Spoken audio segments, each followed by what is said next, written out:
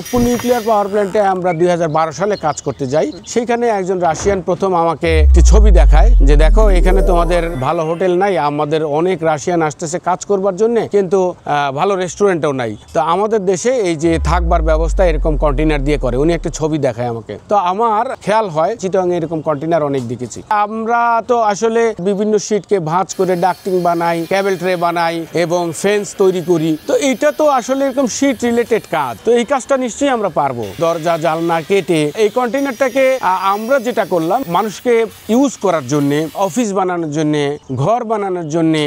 আমি যখন ছবিটা দেখলাম যে আসলে তো এরকম কিছু করা সম্ভব, এটা তো অসম্ভব কিছু না। তো তখন আমার ভিতরে একটা প্রাণের সঞ্চার হলো যে আমরা প্রথমেই কাজ করব এবং ডেডিকেটেডলি খুব সাহস নিয়ে দুটি কন্টেইনারের ওয়ার্ক অর্ডার নিয়ে ফেলেছি পরের দিনই এবং সাকসেসফুলি আলহামদুলিল্লাহ আমরা মোটামুটি ভাবে কাজ শুরু করার প্রথমার্ধেই আমরা ছোট ছোট কিছু সমস্যা ফেস করলাম। প্রবলেমগুলো কিরকম ছিল, এটার যোগান কিভাবে পাবো, রেগুলার যোগান পাওয়া যাচ্ছিল না। বাট আমরা যেটা চেষ্টা করলাম সেটা হচ্ছে সোর্স করে, এখানে লোকালি না পাওয়া গেলে নিশ্চয়ই ইন্টারন্যাশনালি পাওয়া যাবে। ফাইনালি আমরা ইন্টারন্যাশনালি পেয়েও গেলাম এবং আমরা অত্যন্ত পেশাদারিত্বের সঙ্গে কাজ শুরু করলাম। যেমন রূপপুর নিউক্লিয়ার পাওয়ার প্ল্যান্টে সবচেয়ে বেশি কোয়ান্টিটির কন্টেইনার, অফিস, বাসা এগুলো আমাদেরই দেয়া আছে আলহামদুলিল্লাহ। কন্টেইনার গ্র্যাজুয়ালি 20 ফিট এবং 40 ফিট হয়। 20 ফিটেরটা হাইট হয় 8.5 ফিট, আমাদের দেশে অ্যাভেলেবেল পাওয়া যায়, আর 40 ফিটেরটা 9.5 ফিট পাওয়া যায়। ডিপেন্ড করে কাস্টমার রিকোয়ারমেন্টের উপরে। যেমন আমরা এরকম হয়েছে যে 4টা কন্টেইনার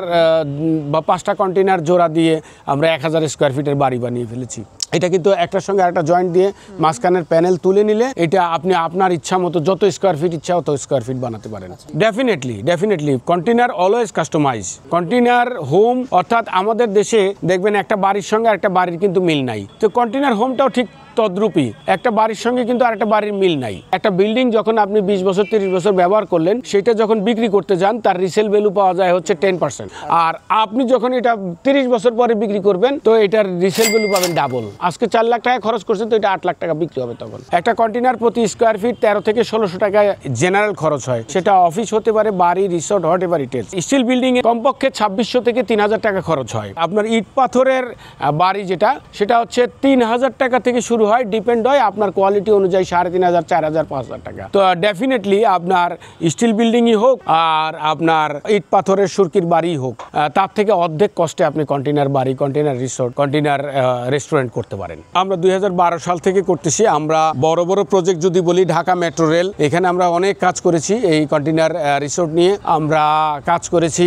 রামপাল পাওয়ার প্ল্যান্টে আমরা কাজ করেছি, সাপ্লাই দিয়েছি। মাতারবাড়ি পাওয়ার প্ল্যান্টে আমরা সাপ্লাই দিয়েছি। রূপপুর নিউক্লিয়ার পাওয়ার প্ল্যান্টে বড় প্ল্যান্টগুলো যদি বলি, এছাড়াও আমরা ওই জাপানিজ কিছু প্ল্যান্ট আছে মিরেশ্বরাইয়ে, তাদের সঙ্গে কাজ করেছি সাকসেসফুলি। পারিপার্শ্বিক গণ্ডিতে যারা বিশেষ করে বড় বড় এই বিল্ডিং করতেছে, যেমন এখন আমার পিছনে কাজ চলতেছে, এটা বসুন্ধরা গ্রুপের, তাদের প্রচুর ডেভেলপমেন্ট হইতেছে। অর্থাৎ একটি সাইট অফিসের জন্য একজন ইঞ্জিনিয়ার বসবে, ইঞ্জিনিয়ারের টয়লেট লাগে, তার একটা মানে নামাজ পড়ার জন্য পানির ব্যবস্থা থাকতে হয়, অফিস করার জন্য চেয়ার টেবিল, ওয়ার্ক স্টেশন ইত্যাদি থাকতে হয়। তো এই জিনিসগুলি মূলত আমাদের কাজ করে আর বিদেশ থেকে মাল আসার পরে এই কন্টেইনারটা আর অন্য কোনো দেশে যাবে না। কি কারণে? রিগার্ডিং এটার লাইফ নাই, অর্থাৎ এটাকে স্ক্র্যাপ করে ফেলতে হবে। সেই স্ক্র্যাপটাকে আমরা কাজে লাগাই। আমরা ইউজুয়ালি ডিমান্ড, কাস্টমার ডিমান্ডের উপরে, যখন যে এইরকম কাস্টমার ডিমান্ড হয়, আর ইউজুয়ালি আমাদের কিছু স্টক থাকে। আমাদের চিটাগাংয়ে একটা ছোট্ট ইয়ার্ড আছে, ওখানে অনেক কন্টেইনার আমাদের স্টক আছে। কন্টেইনারের আসলে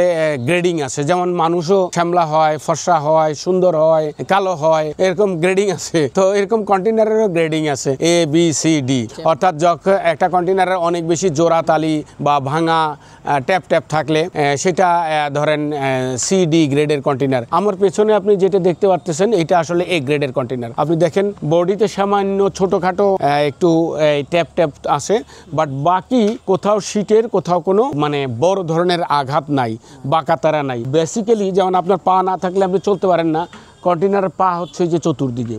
এইগুলো যদি চেসিস যদি বাঁকাতারা থাকে গাড়ির মতো, তাহলে সেই ক্ষেত্রে আপনার এই জিনিসটা টেকসই হয় না। কন্টেইনার তো শীটের তৈরি করা, এটা টেম্পার শীট। এই কন্টেইনারে কিন্তু এক একটা কন্টেইনারে 20 টন অর্থাৎ 20,000 কেজি বা 40 ফিট কন্টেইনারের 40,000 কেজি আপনার পরিবহন ক্ষমতা থাকে। এটা অনেক বেশি শক্তপোক্ত আর কি। আপনি ব্যবহারের পূর্বে একটা কন্টেইনারকে প্রথম পরিষ্কার করতে হয়, তারপরে আমরা এটাকে যতদিন 30-40 বছরের অ্যাটলিস্ট লাইফ হিসেবে ধরে এটাকে প্রথমে রেড অক্সাইড বা গ্রে অক্সাইড দিয়ে আপনার এই পুরোটাকে কোটেড করে দেন আমরা কন্টেনারের ফ্যাব্রিকেশনে যাই। ফ্যাব্রিকেশন বলতে দরজা, জানালা, ইনার, ইন্টেরিয়র